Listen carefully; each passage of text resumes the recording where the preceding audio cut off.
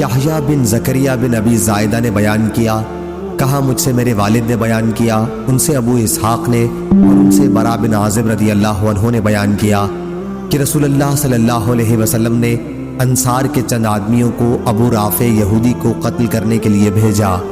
ان میں سے ایک صاحب عبداللہ بن عتیق رضی اللہ عنہ آگے چل کر اس کے قلعے کے اندر داخل ہو گئے۔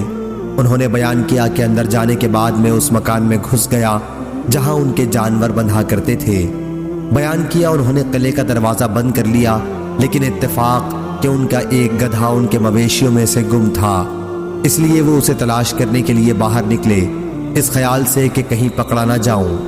نکلنے والوں کے ساتھ میں بھی باہر آ گیا تاکہ ان پر یہ ظاہر کر دوں کہ میں بھی تلاش کرنے والوں میں شامل ہوں۔ آخر گدھا انہیں مل گیا، وہ پھر اندر آ گئے، میں بھی ان کے ساتھ اندر آ گیا اور انہوں نے قلعے کا دروازہ بند کر لیا۔ رات کا وقت تھا، کنجیوں کا گچھا انہوں نے ایک ایسے طاق میں رکھا جسے میں نے دیکھ لیا تھا۔ جب وہ سب سو گئے تو میں نے چابیوں کا گچھا اٹھایا اور دروازہ کھول کر ابو رافع کے پاس پہنچا۔ میں نے اسے آواز دی، ابو رافع۔ اس نے جواب دیا اور میں فوراً اس کی آواز کی طرف بڑھا اور اس پر وار کر بیٹھا۔ وہ چیخنے لگا تو میں باہر چلا آیا۔ اس کے پاس سے واپس آ کر میں پھر اس کے کمرے میں داخل ہوا، گویا میں اس کی مدد کو پہنچا تھا۔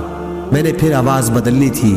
اس نے کہا کہ یہ کیا کر رہا ہے، تیری ماں برباد ہو۔ میں نے پوچھا کیا بات پیش آئی؟ وہ کہنے لگا نامعلوم کون شخص میرے کمرے میں آ گیا اور مجھ پر حملہ کر بیٹھا ہے۔ انہوں نے کہا کہ اب کی بار میں نے اپنی تلوار سے اس کے پیٹ پر رکھ کر اتنی زور سے دبائی کہ اس کی ہڈیوں میں اتر گئی۔ جب میں اس کے کمرے سے نکلا تو بہت دہشت میں تھا۔ پھر قلعے کی ایک سیڑھی پر میں آیا تاکہ اس سے نیچے اتر جاؤں، مگر میں اس پر سے گر گیا اور میرے پاؤں میں موچ آ گئی۔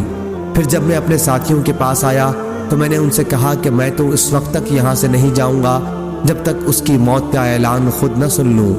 چنانچہ میں وہیں ٹھہر گیا اور میں نے رونے والی عورتوں سے ابو رافع حجاز کے سوداگر کی موت کا اعلان بلند آواز سے سنا۔ انہوں نے کہا کہ پھر میں وہاں سے اٹھا اور مجھے اس وقت کچھ بھی درد معلوم نہیں ہوا۔ پھر ہم نبی کریم صلی اللہ علیہ وسلم کی خدمت میں حاضر ہوئے اور آپ صلی اللہ علیہ وسلم کو اس کی بشارت دی۔ صحیح بخاری حدیث نمبر 3022۔